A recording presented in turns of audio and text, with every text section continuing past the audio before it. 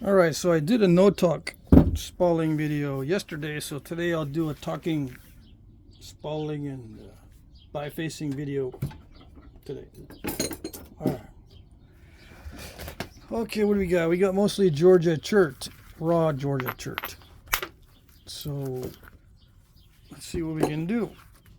I've got a lot to do before I leave for my next nap-in. And this bifacing is just one of the things I got to do. So I'll get it on video. I'm going to heat treat these flakes that are coming off on this swirly chert. It's got little swirly patterns in it. Some of it really doesn't need heat treat, but it changes color and it becomes really cool looking.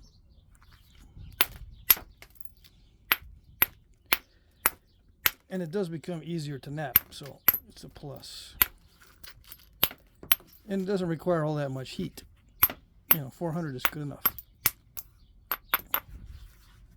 400 degrees Fahrenheit. I always gotta say that because some guy is gonna heat something to 400 Celsius if I don't say that.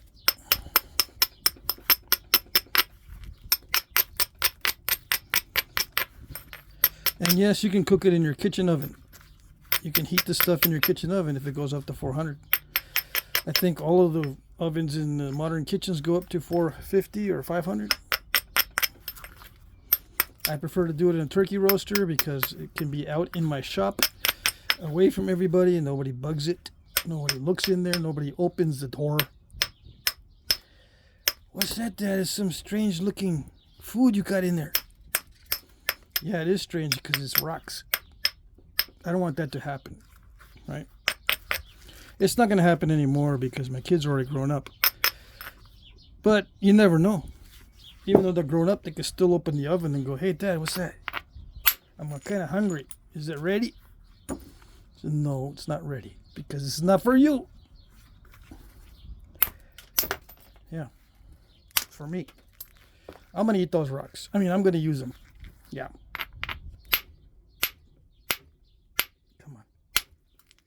There we go. Yeah, on second thought, it is kind of hard to nap. Some of this has easy spots, some of it doesn't. It's got little inclusions.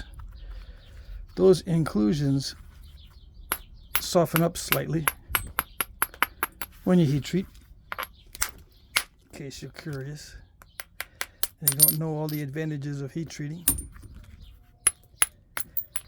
Not only does it change the main part of the stone, or the majority, it also changes the stuff that normally doesn't nap. It makes it a little bit better sometimes. Sometimes those little defects will become worse. If they've got cracks in it already,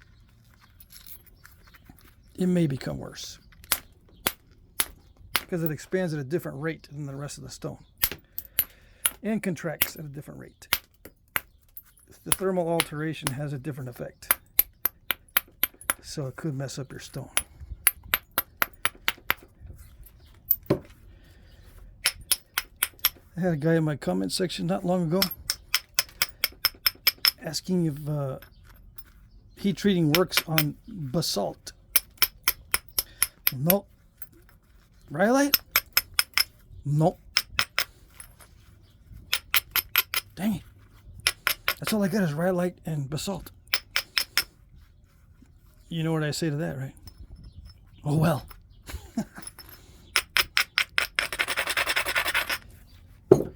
So how do you like the talking video so far? I think I annoy people a lot, so they don't like it. Some people don't like it. Well, that solves that problem. That flattened it right out, didn't it? Yeah. I didn't lose too much of the edge, but I didn't want to lose any that I didn't have to. But it's good, that's bifaced. All right. A little bit more narrow than I was hoping, but it's still bifaced. All right. This stuff, yeah, I probably will not heat treat this stuff. It looks like the butterscotch chert from Georgia. It's a variety of coastal plains chert. Yeah.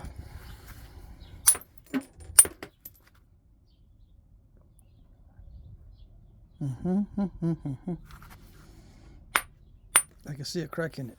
There's a percussion crack right there. See that little round thing? There's a percussion bulb underneath that. So I gotta remove it. First thing, worst first. This is not the worst. This is pretty straightforward. This one has unknowns. If it's got a percussion bulb in there that's unreleased. That one wasn't bad, actually. Yeah, no problems. Sometimes there's a lot of incipient cracks from a bulb of percussion if you use either a really hard material for spalling this stuff or too much force.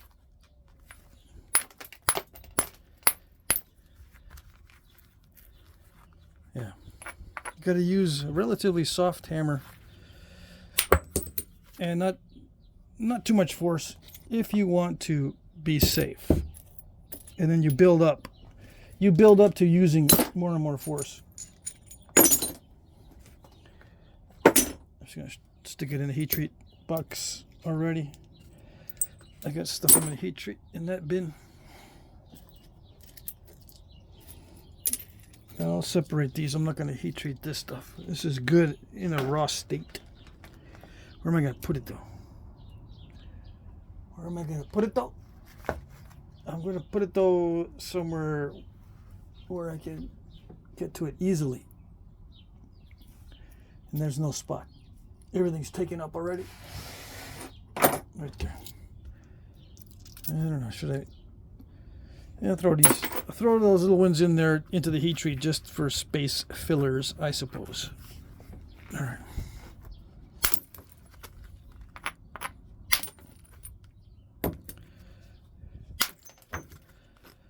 So you're going to hear me talk just to entertain myself.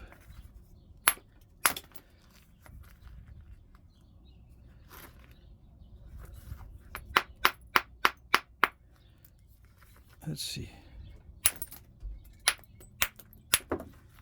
Ooh, look at that. Chalky.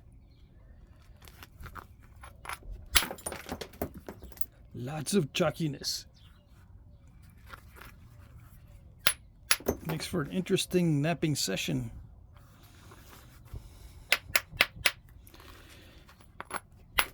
Interesting in quotation marks.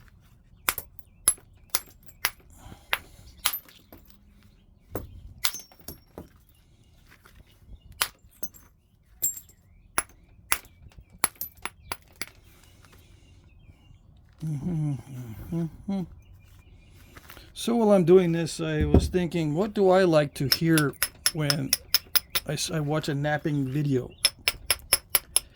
What do I like to hear? Or what is good for me when I watch a napping video? Let me think.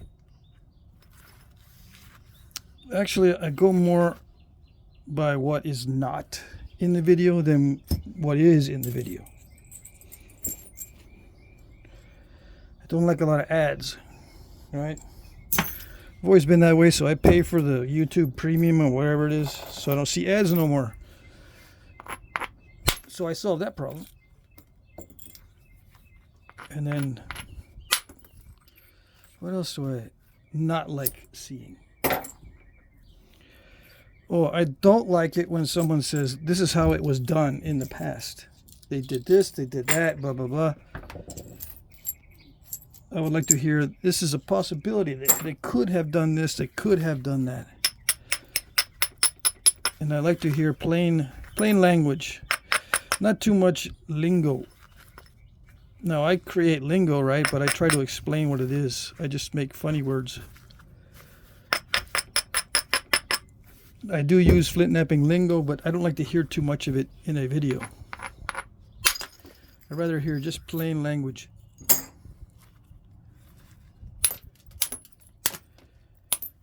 If the guy's continuously saying stuff like, this is how it was done, that was how it was done, and blah, blah, blah, I change the channel. I don't want to hear that. I don't even turn the volume down. I just leave. Yeah. Is that fair? I don't know if it's fair.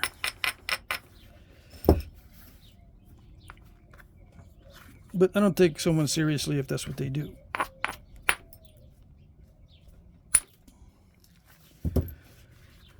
No one really knows how they were done. They just have kind of an idea. There were a lot of different nappers back in the day.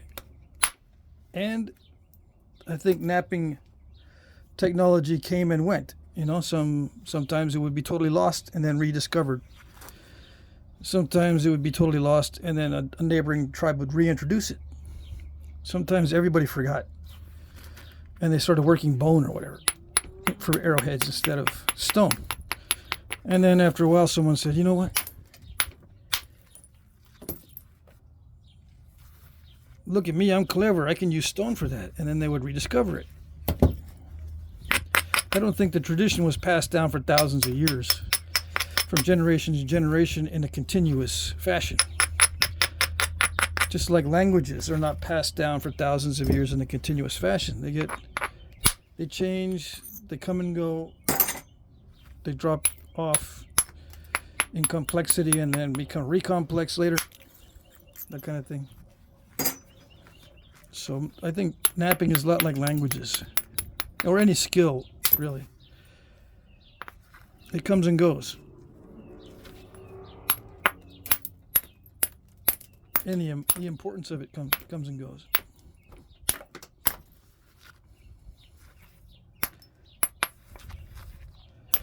So when I hear someone say that, yeah, they had thousands and thousands of years of Flintknapping history behind them for this or that or this or that, you don't know that for sure. It could be just a few hundred years in some cases. They just rediscovered it. That's why they kind of look crude in some cases, I think. But it's speculation. It's speculation on my part, and I got to make sure I tell you that is speculation, because that's what I like to hear. I like to hear that the narrator is speculating and admits to speculating. Yeah. Keep everything honest.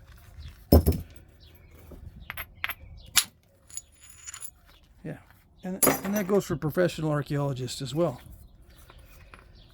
Because they don't concern themselves too much with criticism. They're looking for what supports their arguments. They look at the evidence, they put together a scenario, and then they try to reinforce what they've come up with as far as their scenario. Once they think that they've got enough evidence and they've got some consensus, some people on their side, they just continue to pursue the same line of thought or the same narrative over time and gather support for that. Why do they do that? Well, I went to college too. They do that because that's what they're taught. I was taught that when I was learning. Well, when they teach English in college, they also teach you how to write in a convincing manner,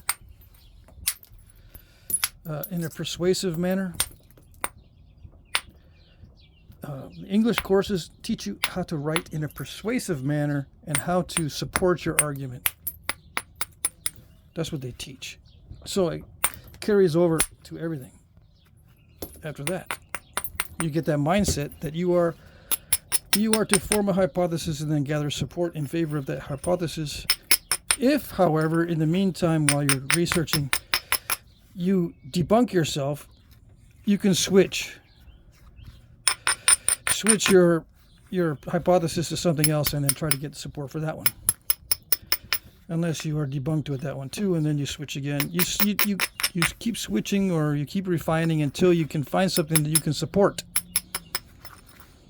That's how they're taught. Well, that's how I was taught. That works fine in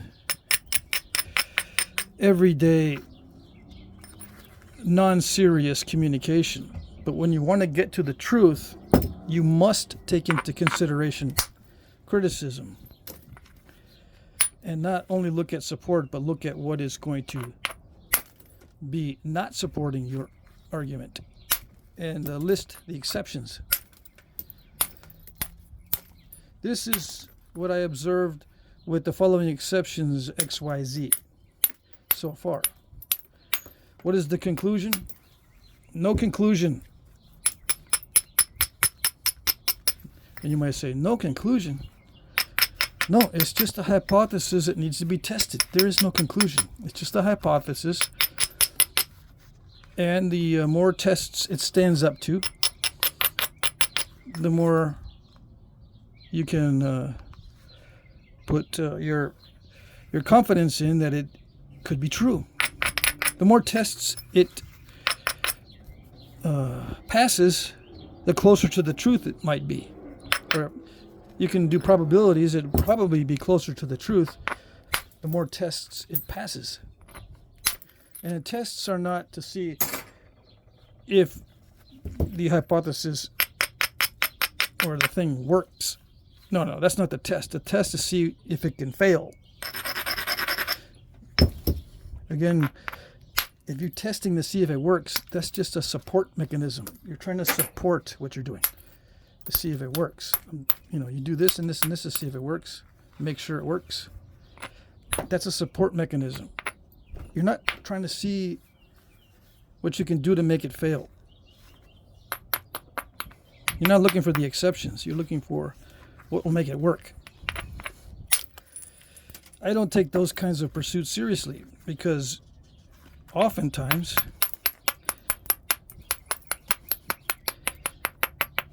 those researchers resent criticism.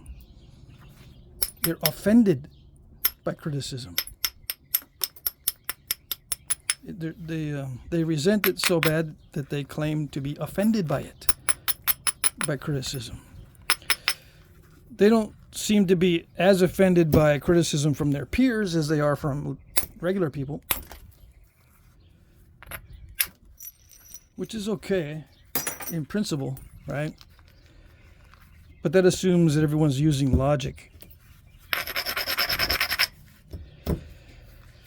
Yeah. If everyone's using, that assumes that not everyone's using logic. If everyone is using logic, then it doesn't matter who gives you the opinion, an expert or a layman. If they're not using logic, if a layman is just putting stuff out there that's not logical or doesn't make sense, then yeah, the opinion is not great. The same thing with a professional. If he's not using logic, he's just putting things out there that don't have any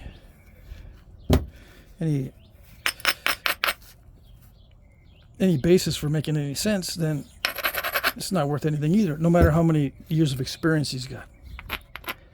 I hope that makes sense. I'm trying to do this at the same time. It's very difficult to talk about logic and things like that. You got to be very careful how you say things and what your objectives are. Now, if your objectives are to con somebody, is it logical to use illogic?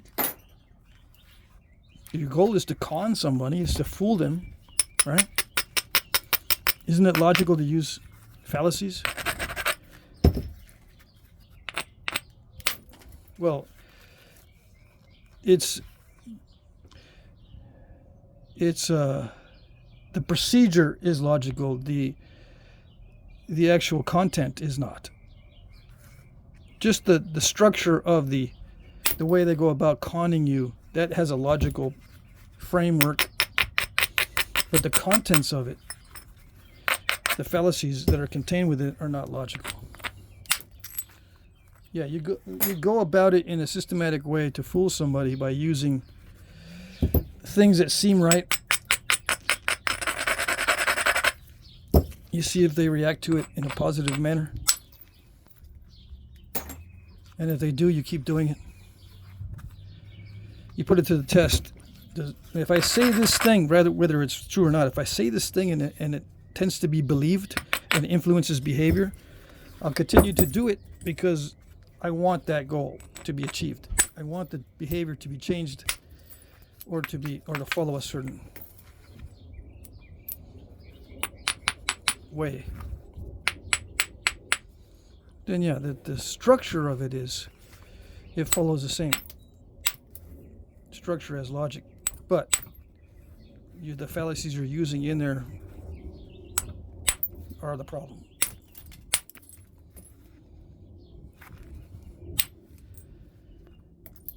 So you have to be careful. You can get discouraged. People can discourage you and say, well, yeah, okay, it's logical, but it doesn't work. You're being naive, or it just, people don't think that way. So in order to get them to do something or behave a certain way, you've got to do it another way. You can't use common sense. You have to use a trick, a con, fooling. You got to fool them into doing something, because they won't follow it if it's just something that supposedly makes sense.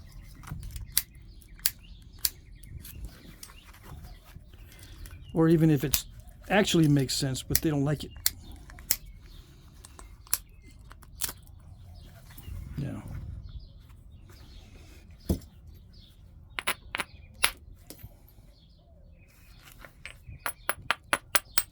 Archaeology is not immune to the goal to trick you into believing something. It's not immune to that.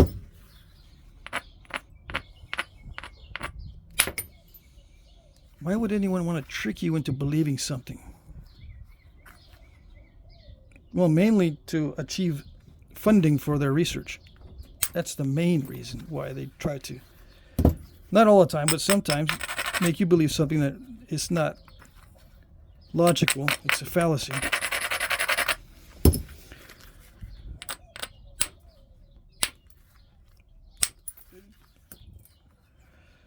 To try to get you to support, or to lend support to their research.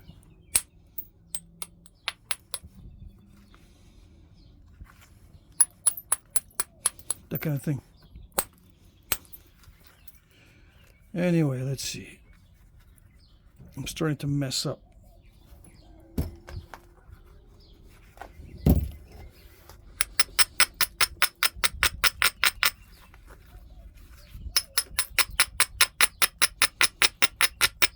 So I gotta focus.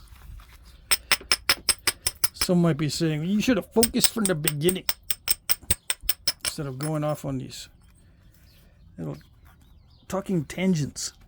Yeah, I know. One reason why I don't post on my Patrick Blank channel is because the topics I want to discuss on there involve, research and logic and how to find the truth and stuff like that. I find it difficult to talk about those subjects, so I kind of bring it up so I can practice it, but also I'm going to probably put some more content up on my other channels soon. I've got to be able to figure out how I'm going to talk about those topics. I'm a little bit burnt out on archaeology. I'm getting to the point where I'd rather just do art. Yeah, just focus on the artistic aspects of this. There's too much pseudoscience out there. I can't even recommend any studies anymore. Not in good conscience, anyway. You can read studies all day long, that's fine. I don't discourage you from it, I just won't recommend any. And I'm not going to discourage you from showing me different studies and stuff, or sending me information or links or something.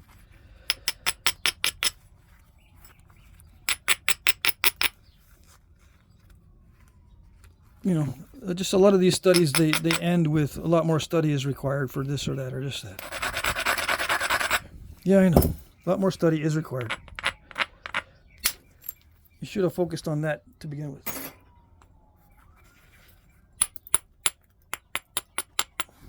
If more study is required, then your study is not really a study. It's just an introduction. You're calling it a study, but it's not a study. It's just a hypothesis. If there's more research to be done, then it's a hypothesis. There's no conclusion. How can you have a conclusion if it's only a hypothesis that needs more study? How can you conclude something when it still needs more study? You have a partial conclusion, or incomplete, or a conclusion that's not based on full knowledge. What kind of conclusion is that? You should just say summary. But a lot of studies say conclusion. What are they concluding if it's partial information? There's no conclusion. It's just a summary of of what they've observed, or what they've experimented with, or what the data is indicating, and blah blah blah. Anyway, so yeah, I'm getting a little burnout on it. So I'm going to change the focus on the other channels, I think, more toward the artistic side.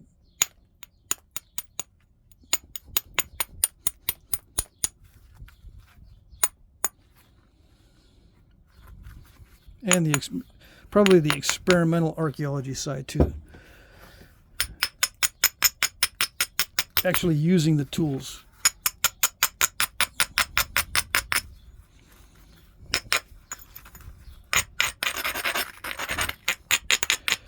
Yeah, actually using the tools and generating my own data. Instead of depending on someone else for the data. The data they don't reveal in many cases. Yeah.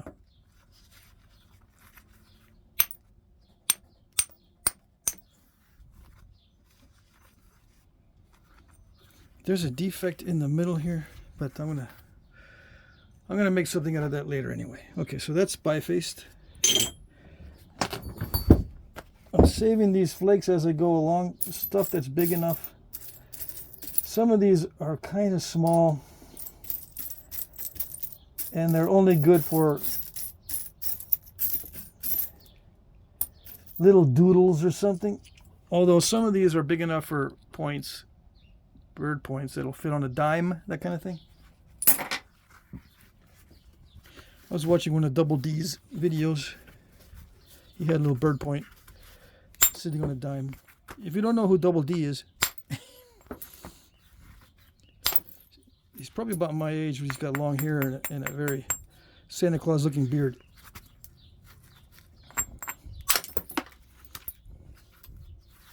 Yeah. I don't mention his name because he's a performer. I consider him a performer and not a serious, how should I say?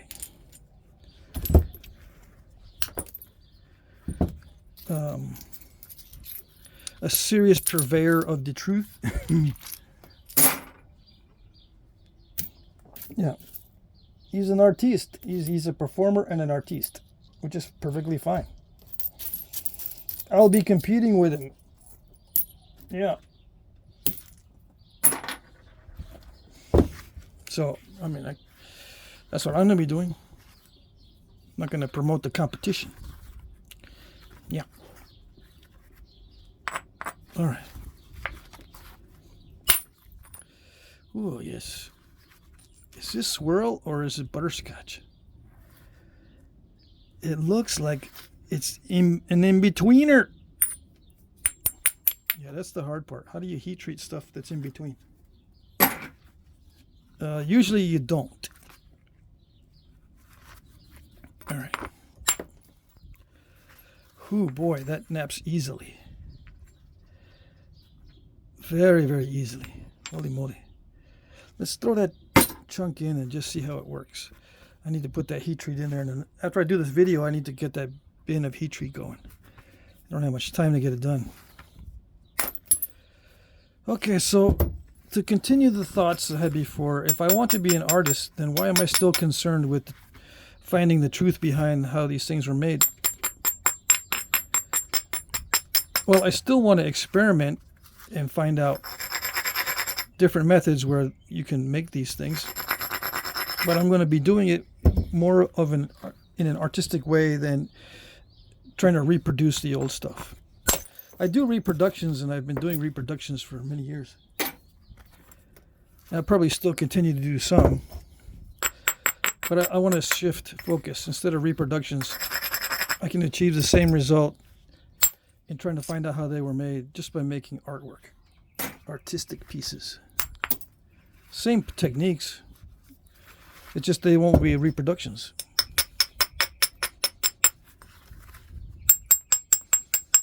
And I won't be poring over archaeological texts.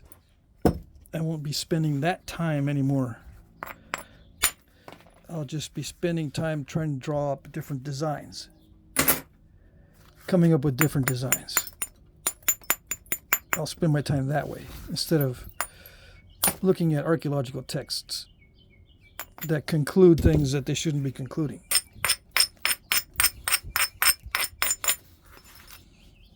Okay.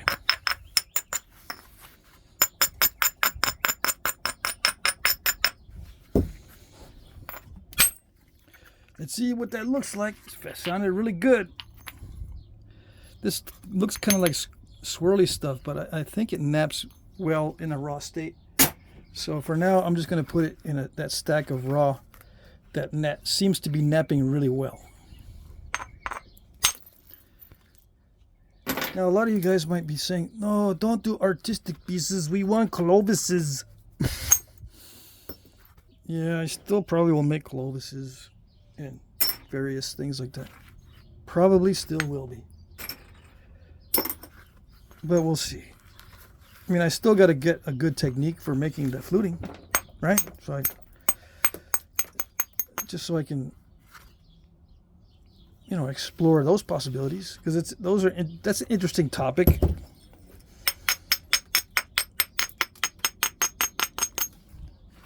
Yeah, I've been looking around. I looked around on the internet yesterday and today, how people are fluting.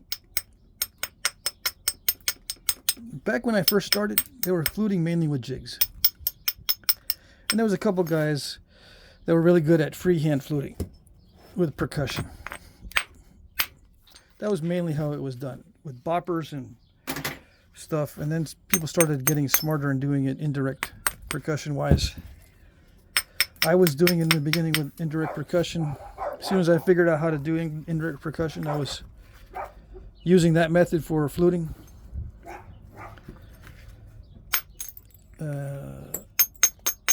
Seemed to work pretty good. I made a bunch of clovises in the beginning. Back in my old videos. Yeah. Then I stopped doing them because it was like, let's move on. Let's move on to something else. Let's move on to thinness. How do you get thinness? How do you thin down thin points? How do you thin without step fracturing? Thin, thin, thin. Everything thin. Because that was the main question I used to get. The main question I used to get was, how do you thin?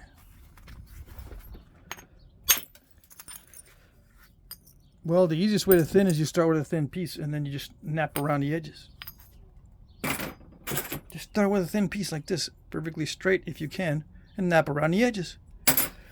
Okay, then they say, well, actually, we want more than just how to thin. We want to thin with lots of flakes. And, if possible, thin with flakes that are in sequence. Ribbon flaking. Coast to coast ribbon flaking. On wide points, not just narrow ones. So that the newbies kept getting more and more demanding. Yeah. And not only that, but on tough material. So it just became, as the years went on, the newbies became more and more demanding, pushing the envelope. Because that's what they always do. Because a lot of them are looking at it entertainment-wise. So You need to progress to the next stage in order to continue being entertaining.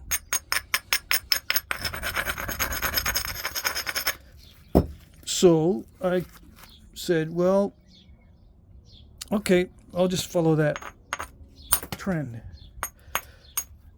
and see what I can do.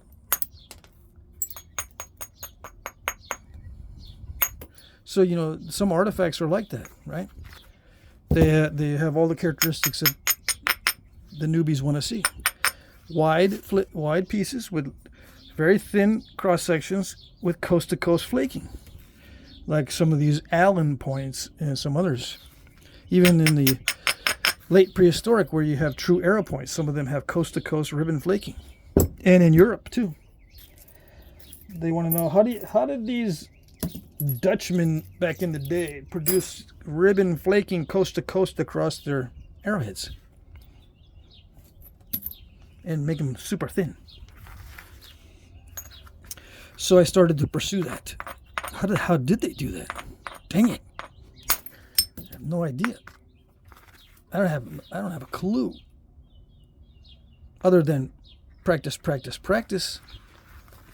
But back in the day I used to say, well, practice. Yeah. But practicing what? What do you practice? Because the definition of insanity is when you do the same thing over again and you know expecting different results. You can't do it that way, right? I found out that's exactly how you do it. You have to do it over and over again, expecting different results until you finally get different results. You have to ignore that definition of insanity because that's not the definition of insanity. Yeah. One of the definitions of insanity is someone who can't take criticism. Yeah, insane people hate criticism. They want to believe in their little fantasies, and no one's going to tell them otherwise. Nobody. Not even with evidence to the contrary. When you believe something, when you have evidence to the contrary, that's insanity. And guess what? Insanity has crept in to many areas that are supposedly populated by intellectuals. Supposedly.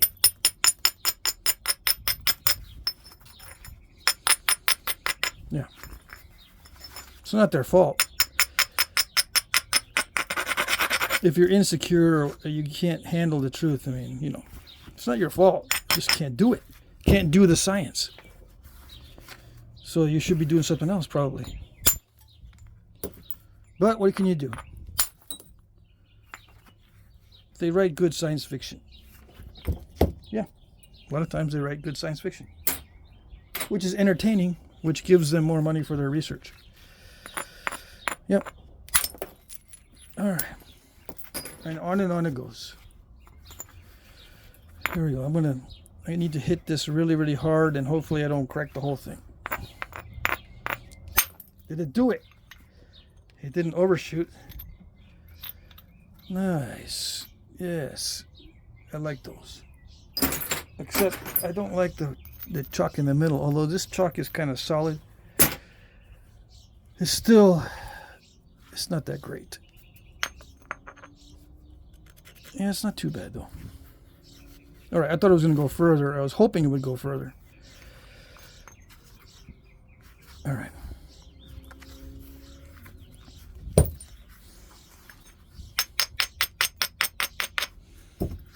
So what else can I talk about besides talking smack? I don't know. I'm so used to talking smack all the time. I'm so used to annoying people. I know exactly what annoys people. Oh, yes, I do.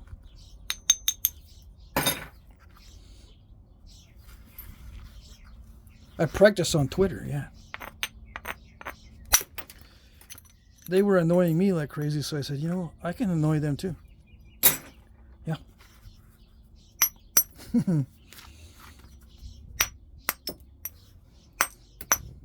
They didn't like that. No.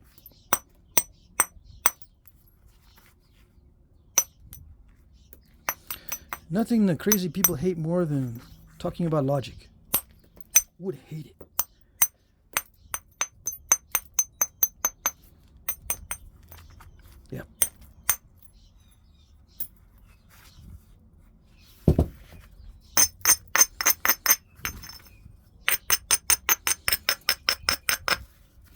So you got to be very careful.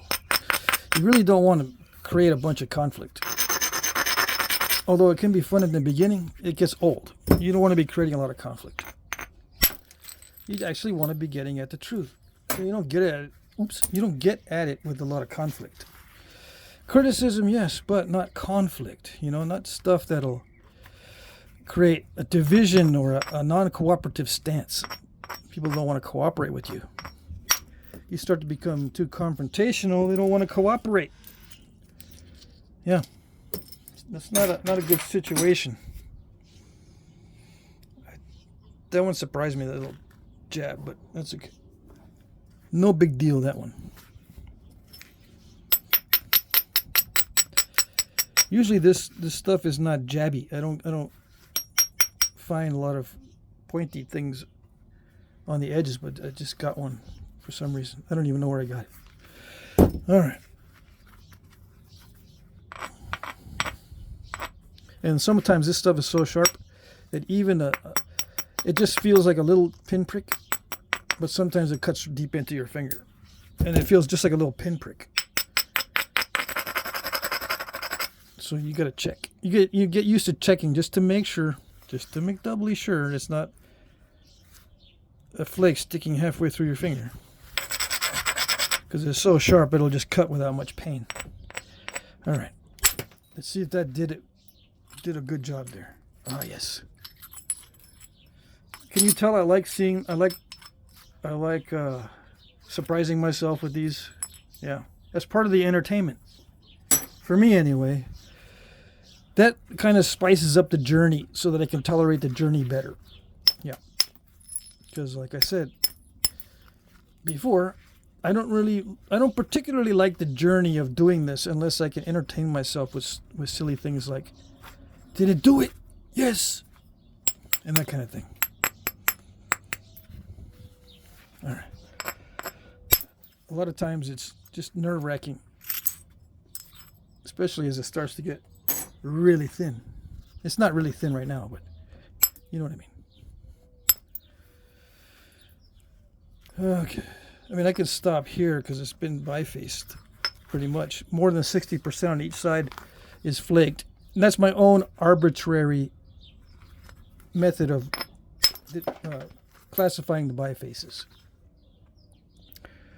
It's not scientific, you know. It's arbitrary, it's subjective. But that's where I stop. I gotta stop somewhere. If I want to stop with the bifacing, I look, and if it's, you know, significantly more than halfway flaked on both sides, we can put it to the side. Now we can go by ratio with the thickness ratio as long as it's better than 3:1. Like if it's 4:1, 3:1 is even okay. Then I can stop at that point. Also, 4:1 or 3:1 is a pretty good stopping point as far as with the thickness ratio, if you want to use that particular criteria to stop yourself. Yeah, let's see what this is, just out of curiosity. Width, so you measure where you think it's going to be really thick, right? Like right there, that's really thick. You measure like it's 4.5, and you measure the thick part. Well, let's do it in millimeters since that's the easiest way to divide. It's 115 millimeter. Yeah, 115. So easy, I get mixed up. Let's see, and then the thickness right there is 25. So that's like a little bit better than 4:1. 25 to 100 would be 4:1. The thickness 10, 25. Yeah, 25 millimeter. So I can stop at that because it's 4:1 if I was using that criteria. But if I wanted to get rid of this, if I wanted to say, well, I need all the edges napped as well, then it's not a biface yet. But I consider that a biface. Okay. Let's move on.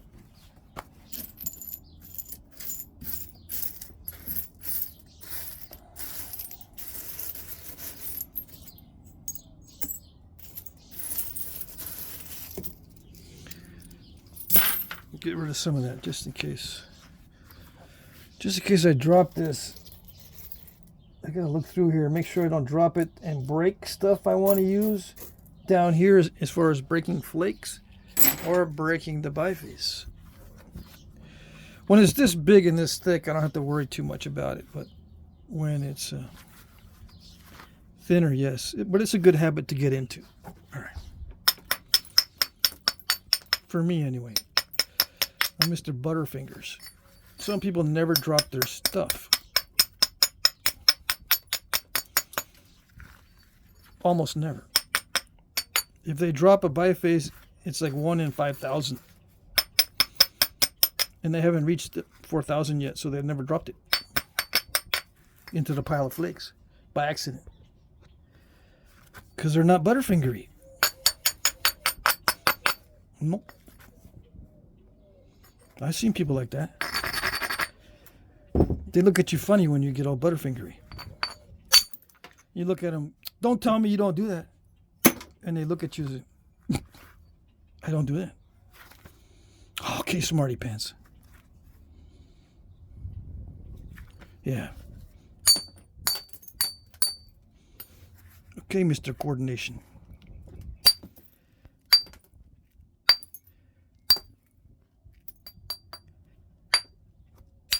Some of us are working with a defective set of tools, okay? Okay? A defective set of tools, right? Somehow my parents couldn't afford the good tools and my brain got all messed up.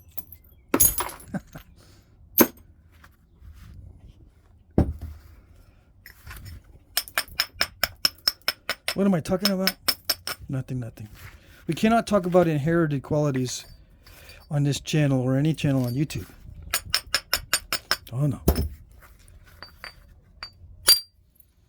Some subjects are kind of taboo.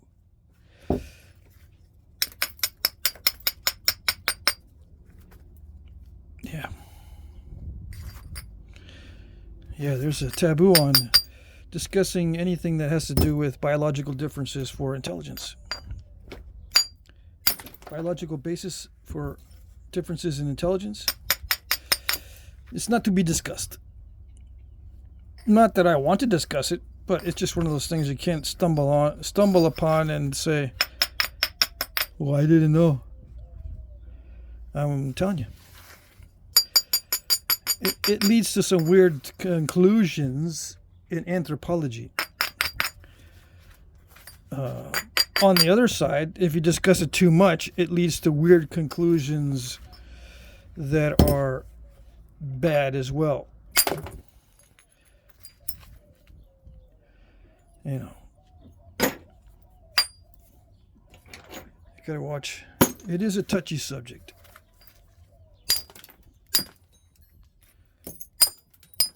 I do touch on subjects like warfare. Okay. I'll touch on that subject because I have a little bit of experience in studying it and I'm prior military. I could talk about it a little bit. I've never been in combat and I want to make sure everyone knows that. But I can discuss the mindset, military mindset. I can discuss training with weapons, any authoritarianism and all that kind of stuff.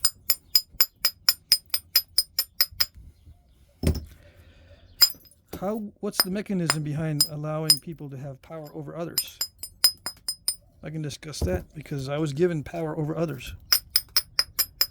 What is the mechanism for them or for the military to give me power over others when I was in the military? I was in the Army National Guard. Just wanted to make sure everybody knows that because when you think of military, you think of active duty. I was not on active duty. But I did have control over what people did. And they gave me control over what people did. And it was my responsibility. Once I get control over what people are supposed to be doing, it was my responsibility whether they did it or not.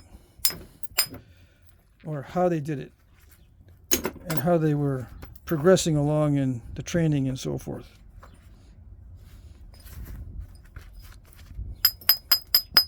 I can discuss that kind of stuff.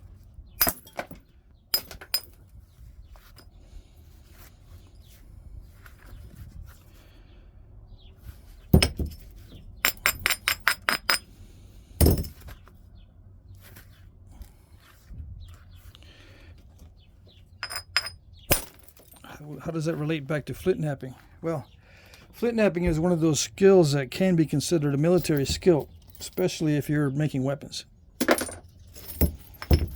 So it's directly related. How do you train people to Flintknap to produce weapons for warfare? Is it different than other types of Flintknapping? And the answer is yes. It is different. The goals of the weapon are different than the goals of a hunting tool, as an example, or a skinning tool, or a tool to work wood. A tool to incapacitate another human is different than a tool to incapacitate a bird or a fish or another predator like a bear. That sort of thing. Differences.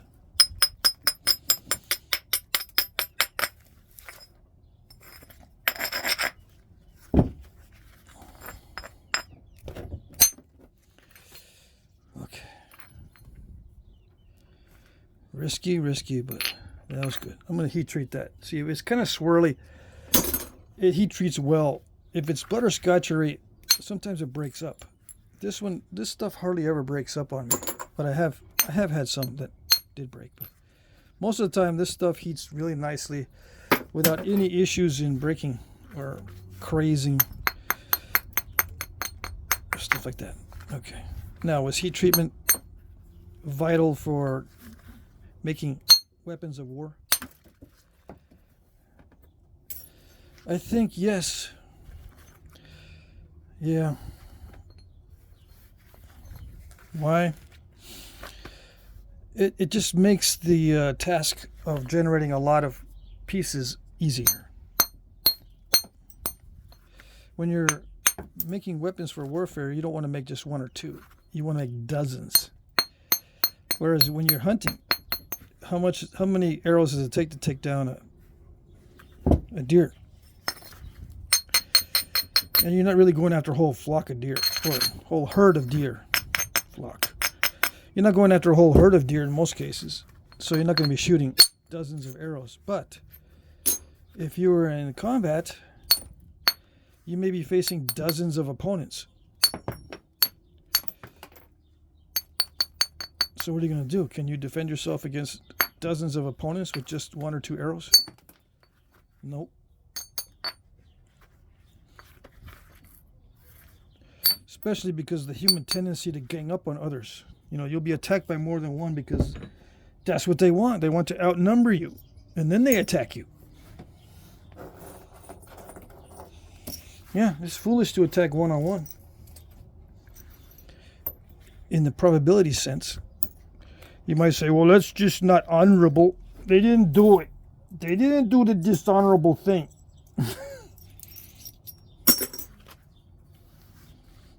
Yeah.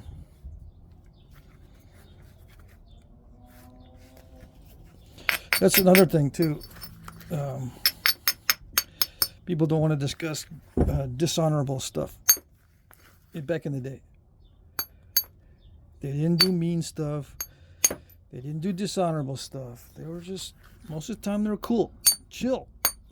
That's what they're thinking. I don't think so.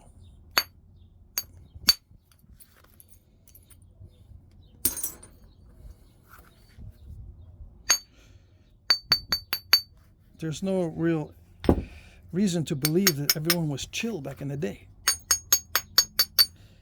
It's more advantageous to cooperate than it is to have conflict. It's more advantageous. But you know, you've got these weirdos that we won't mention the kinds of people they are, but you know what I mean, that just want to control everything. They won't settle for no. They won't take no for an answer. You know, they want you to do something, you say, no, I'm an independent person, leave me alone, go away. They don't like that.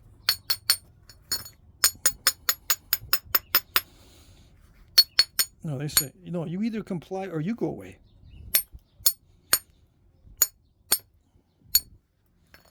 And there's the conflict.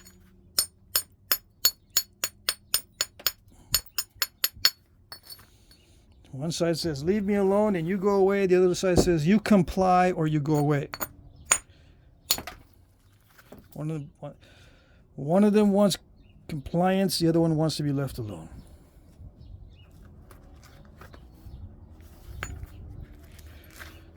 How did it go back in the day? Who won out?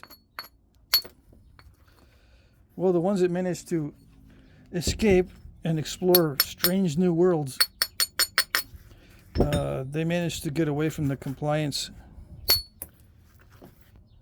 for a little while.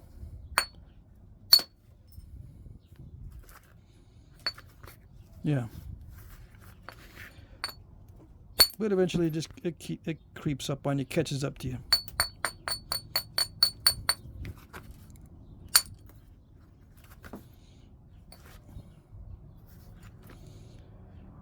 So you end up with conflict.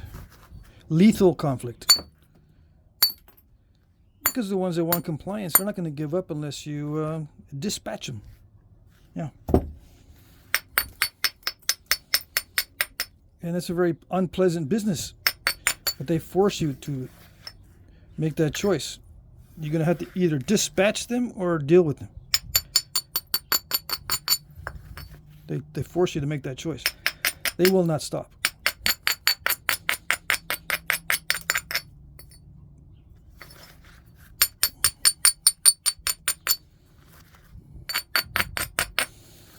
So you're sitting there going, okay, how do I make this stop? What can I do? Next time they attack me, I'll be ready. So yeah, you start thinking about, how can I make a lot of defensive weapons? What can help me make a bunch of these points? Or help me to knap them easier, so that I don't have to travel as far for the good material. Because my life is depending on it. Not only for gathering meat through hunting, but to defend myself from the compliance mob. I'm being nice. There's other words for it.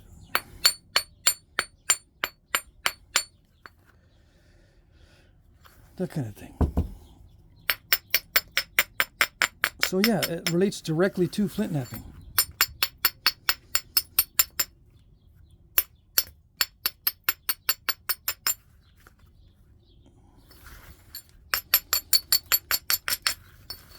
The why is very important before you know the how. Why would they need to make so many points all the time and get so good at it? Why would they need to sit there and get so good at it? Was it because they were intentionally trying to get good at it, or was it a consequence of them needing to make a bunch of them? Because, you know, you're making a bunch of points. There's a consequence that states that you're going to get better. That one of the consequences of making a bunch of things is you get better at making that thing. Is just a side effect. Now, you can learn that side effect occurs, so you can intentionally force yourself to practice to get better. But if you're doing it out of necessity, it's the same. It's the same result. You get better at it, either through necessity or through just forcing yourself because you can see the result. You like the result, so you force yourself to get the result.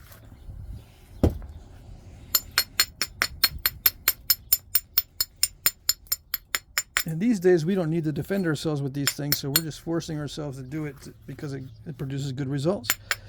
good artistic or satisfying results. Or maybe some of us do use these tools as a hobby, or maybe even to figure out how to exist with almost nothing. How to survive with nothing but rocks and sticks. That's a valuable skill. So yeah. There are different whys before you get to the how. And it's important to know the whys, yes. I think so. It starts making more sense. Why would they spend so much time making delicate points when they just break? Or the process of making them causes lots of waste. Why would they spend so much time with a process that produces so much waste?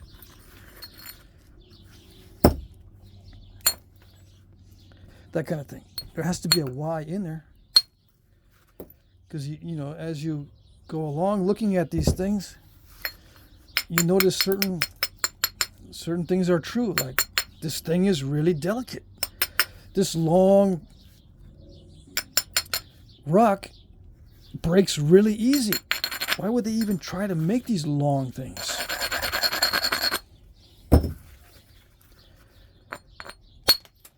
Was there a reason besides vanity? Probably, but you never know. If vanity is one of the reasons that you'd make it really long and delicate, you know, just so it looks good. If it's one of the reasons, and it seems like when you do tests and all the other reasons kind of go by the wayside, and if vanity is still there, guess what? The reason is vanity. As an example. Same goes for other reasons. You know, one of the reasons might be for hunting. And if you can get rid of all the other reasons for it, or debunk all the other reasons, and all you're left with is the hunting reason, well then there you go. That's a very good possibility of being the reason. So if you have a really thin, narrow, long, difficult, very wasteful point to make, and it's not good for hunting, it's not good for warfare, it breaks easily if you're using it for ceremonies, what are you doing? And some people say, no, they're not that delicate. Yeah, it's not that delicate. Yeah, try making one. You don't think it's delicate? Try making one. You'll find out real quick how delicate it is. All right? That thing about, oh, it's not that delicate. It's a bunch of bull. They are very delicate. Even the guys that make them, they forget how delicate it is while they're trying to make it. Apparently. Because a lot of them will say, well, some of them, I wouldn't say a lot, but some guys who make delicate points, they'll say it's not that delicate. No. They're sitting there making a very delicate point. It's not really that delicate. Well, then, why did it take you so long to learn how to make it? Did you break a lot? Oh, yeah, it broke tons. Does it break when you drop it? Oh, yeah, it breaks when you drop it. Do you have to be extra specially careful with this stuff? Oh, yeah, you have to be extra specially careful. That's the whole point. That's the whole deal. But it's not delicate? No, it's not delicate.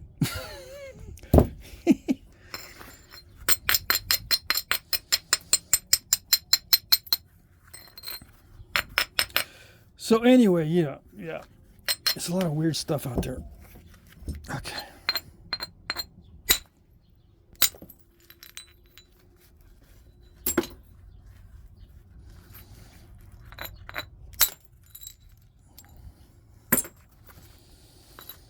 All right.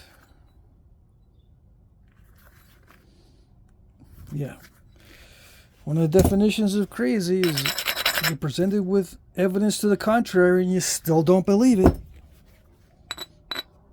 You still hold on to the same beliefs, even with indisputable, irrefutable evidence to the contrary. But you know why they don't list that as the definition of insanity? Because there's too many people with that attitude. Yep. If that was a definition of insanity, guess how many people would be insane? Oh, yes. You and I both know it. Who am I talking to? Me, myself, and I? Yeah. This is getting quote unquote delicate. Yeah.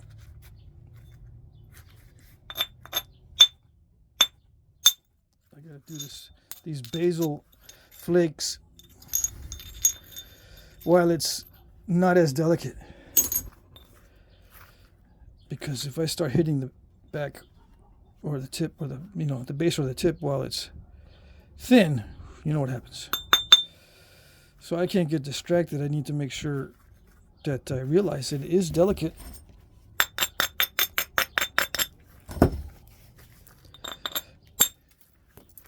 And to be using these, I have used stone tools and I've brought them out in the field. I've carried them in my pocket for days and months. I used to carry a Clovis around in my pocket, and then I used to carry flakes around in my pocket. And I just carry them around everywhere. I used to have arrowheads in my car sitting on different areas, like on the console. You usually have an arrowhead. I used to have an arrowhead usually on the console right next to me. And the first thing that breaks off is the tip. Yeah. So you got to resharpen the tip. Get shorter. Now it could be that they make these things long so that every time a tip breaks you can resharpen it and it won't lose the length on it. Why do you need the length on it though? That's the thing. You can just put a stick on it, a little point with a long stick, and you got length. Why do you need this in the stone? I don't know. It's still a mystery to me. Other than the fact that it trades or it's worth a lot of money. The long points. One of the whys is they were money. Why would you make that? Why would you spend so much time and so many resources and so much effort and all these time in your life you'll never get back? It's worth money. That's a good reason, huh? Not only now, but back in the day. Stuff was money. The long blades that seem to be weirdly long and just strangely defying laws of physics. Why would they even bother with those? Well, could be that they were worth a lot of money. Or you can trade them for something cool. Yeah.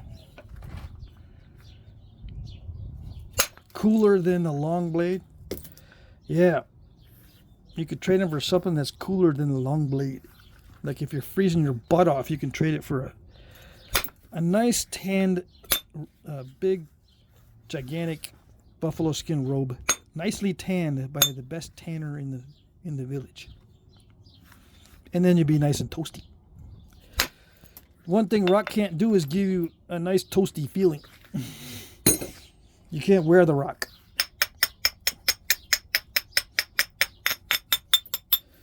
And believe me, as I get older, I like the feeling of being nice and toasty. Yeah. So I would trade rocks for a nice buffalo skin robe. Or something knitted or weaved out of lots of animal skins. It would take forever to make. I don't have time to make it because I'm napping all the time. Yeah.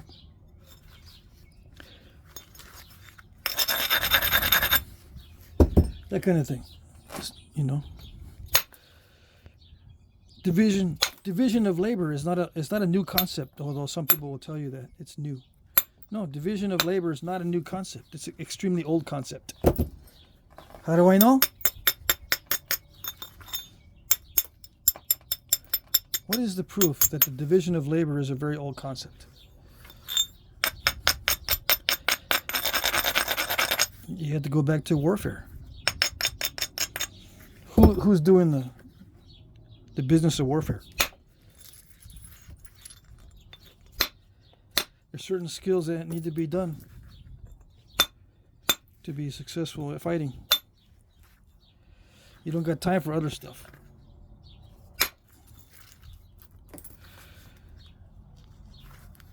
So you depend on others to do the other stuff. You got people in the world, that's all they do.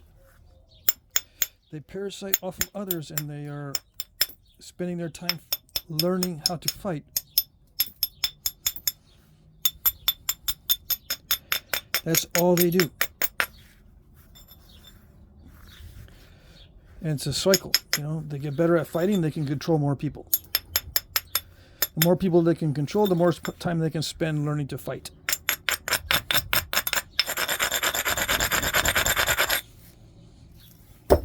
So on and so on. It keeps going and going. So you got division of labor.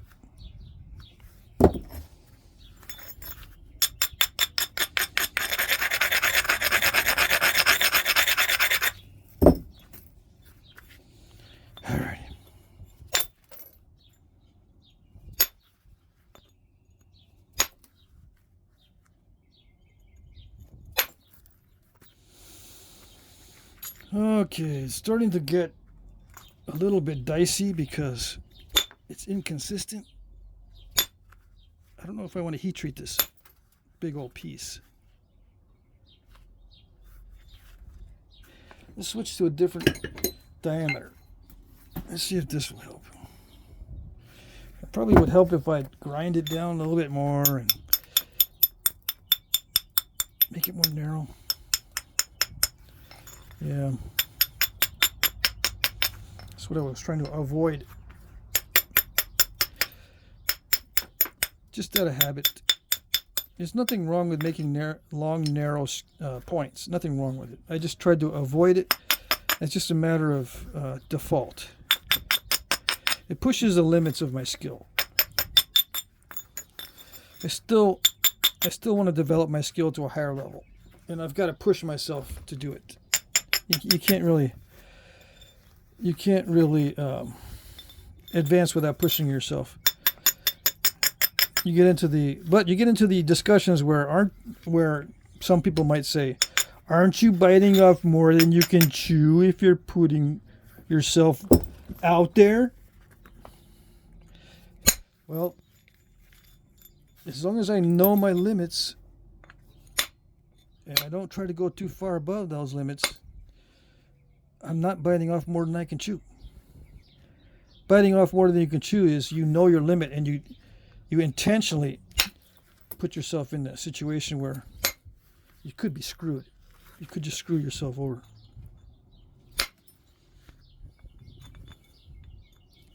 And then what? Then it may take you a long time to recover. If you do recover.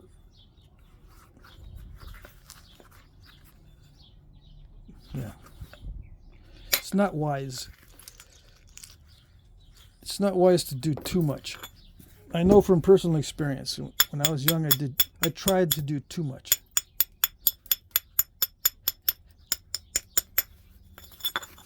In some cases, not in all cases.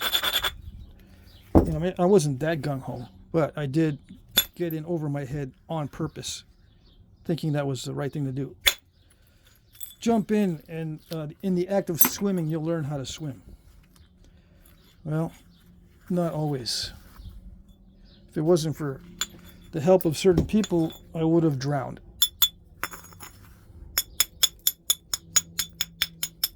Yeah.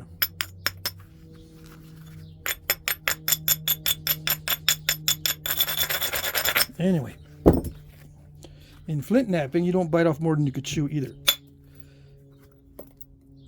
You know, you can put yourself out there. That's not a problem, but not too far.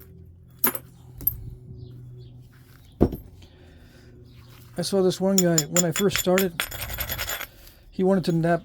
He was learning how to nap obsidian. He just could not get it. it was always breaking on him. Could not understand how to nap it without breaking it. Just couldn't do it. And he had other issues with the Obsidian as well. So one day, you know, we were at a napping. He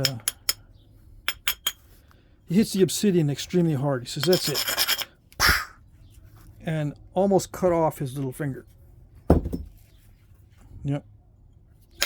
And he was standing there, and the blood was dripping out, and you could see the big gash.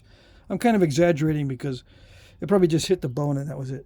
But he had such a big gash on his finger, and he didn't say anything. He was just standing there. I was actually in line for Band-Aids myself, and he was behind me.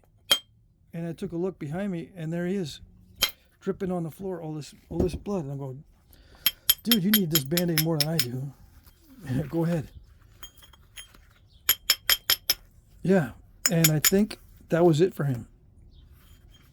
He just went into silent mode, and he said, "No, you know what? I'm not going to do it anymore." That's it.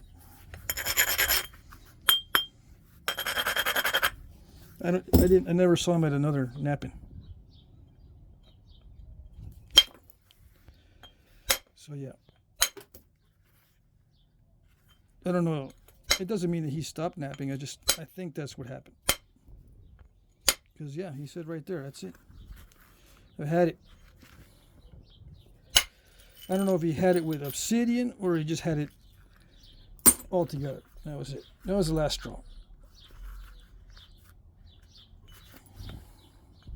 So I have a feeling that he just intentionally bit off more than he could chew. He just smacked that Obsidian harder than he ever smacked it, and it came back to bite him.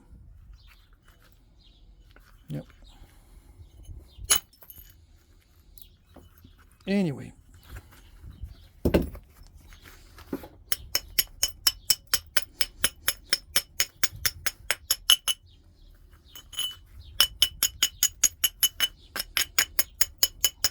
Was that a story?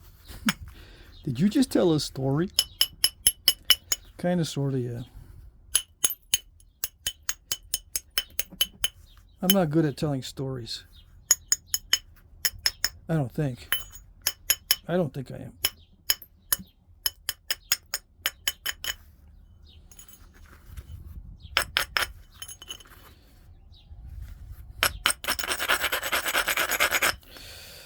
All right, I'm making a mess out of this. This is getting, let's see, an hour and 18 minutes. I think what I'm doing is I'm getting a little bit burnt out. I did this all day yesterday too.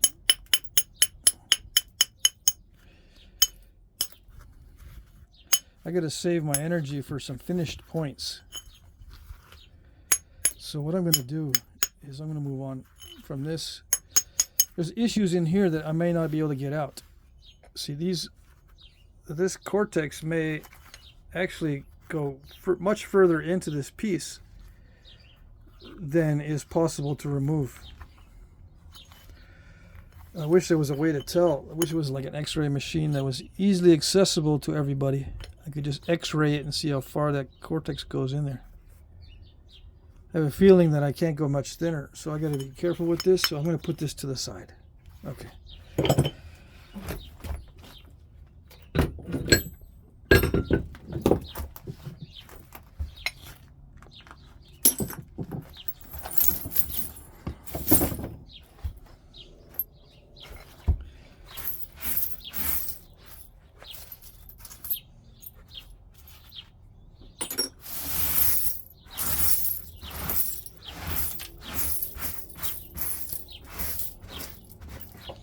I think I'm going to stop in about an hour and a half, which is 10 more minutes.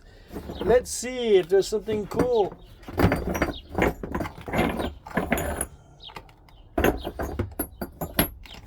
That's not cool. That's not cool. Well, maybe that one is. Yeah, that one is. Okay. That one is. Yeah, maybe. It looks like chalcedony. Now, what did I do with my popper? on my billet. It's not a bopper, it's a billet. Let's see. I think it is chalcedony. One of my friends says chalcedony. It's chalcedony. He doesn't talk that way, but I'm just saying. He says a chalcedony. I say chalcedony. Where did I learn to say chalcedony? I saw one of them geologists on YouTube. Oh, nice. One of you guys knows what that is. Is that chalcedony or chalcedony? One of you geologists out there. You might be saying, there's no geologists out there. You just offended half the intellectual community. What are you talking about? Yeah. Is this heat treated? That is some extra super fine material. If it's not heat treated, that is some of the best quality stuff, other than all the cracks and junk in it. Some of the best quality stuff ever. As far as nappability, it's almost like obsidian. Yeah. It looks like a heat treat, although it might not be. It might be raw and just very easy to nap. Now, how do I nap this kind of thing? Well, I tiptoe through the tulips for sure, and I'm only going to end up with small points. If I try to maximize this, I'll just make a fool out of myself. Yeah. Oh, and the difference between chert and flint is that flint forms within chalk. And I think this is a chalk. Other people say, well, this flint depends on where you find it in the world. No. Flint forms within chalk. It's a depositional type of stone. It forms within chalk, and chert forms within limestone. Now, what's the difference? Chalk is chalky. You can write with it. Limestone is harder. That's the best way I can tell you. Easiest layman way to know. Chalk, you can write with it. Like it. Let's see. Let's see. What do I have that I can try to write on? My space heater. It's like a chalkboard. If you can write like a chalkboard with it on the outside cortex, it's chalk. If it's harder than that, then it's chert. This one actually looks like it is harder than chalk. Yeah, so it's a limestone. Why is it a difference? Why does something that forms within chalk different than something that forms within limestone? It has to do with the size of the crystals, the mineral. The size of the crystals in the mineral. These are very, very small, very fine, cryptocrystalline crystals. And it's like glass. It's interesting stuff, but I don't know if I can make a big point out of it, and I'm not going to sit here and pound on this right now. This is more in line with jewelry making than it is Flintknapping. Yeah. Although that's part of the artistic side of Flintknapping. Yeah, I know. We'll see. That's gonna make small points. Okay, we'll just put this to the side. To be continued when I'm 80. What? No, never mind. Never mind. Let's see, what do we got?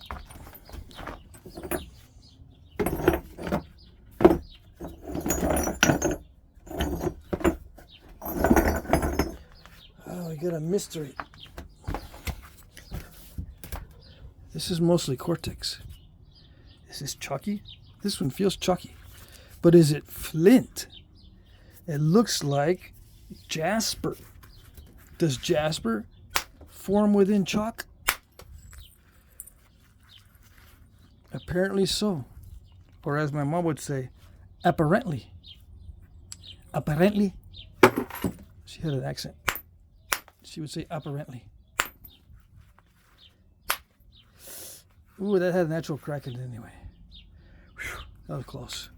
I almost messed it up really bad on video like a newbie, but it, see the discoloration? That means there was already a natural crack in it. So yeah, I'm off the hook. The only pieces that were solid are right there. Everything else in right here. So that was the only spots that were glued together were right there and right there. Everything else was cracked. So that solved that problem. No more mystery. Let's see. This looks like it'll nap well raw, so I won't mess with it.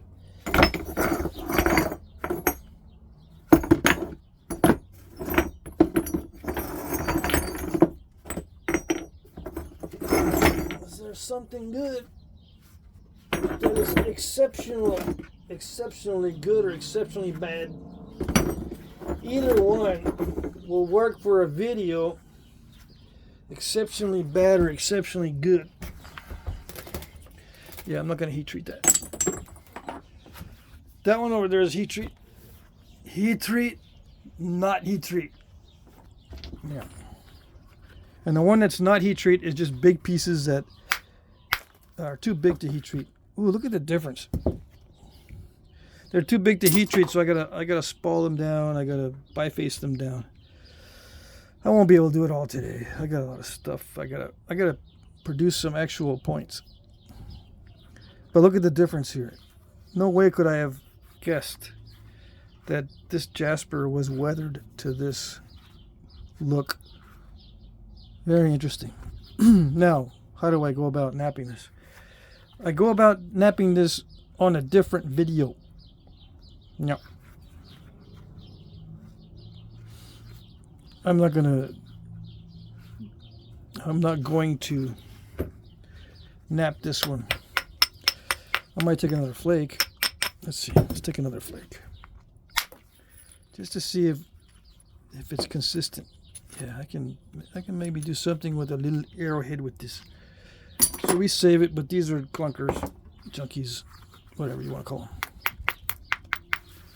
Right? Very nice stuff. It naps well raw, and it's also high quality stuff. I mean, I'm getting too spoiled by this stuff. This jasper from Georgia.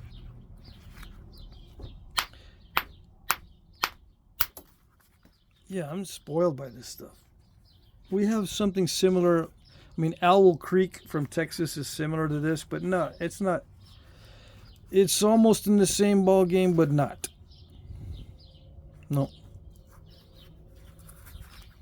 Owl Creek, O-W-L, Owl. Yeah. It's something sometimes similar to this. But this is so sweet. Look at that. Yeah. Very, very hard to compete with that for sure. Okay, so that's it. I got 2 big bifaces. No. Did I do 3? I did 3. And this one is dicey. This one is dicey. I might actually do this one first because I don't want to do it when I'm really, really tired. The easier they are, the more success I have with them if I'm tired. Yeah, these are easy compared to this one. And I still got to nap this one into something. I still got to nap that one into something.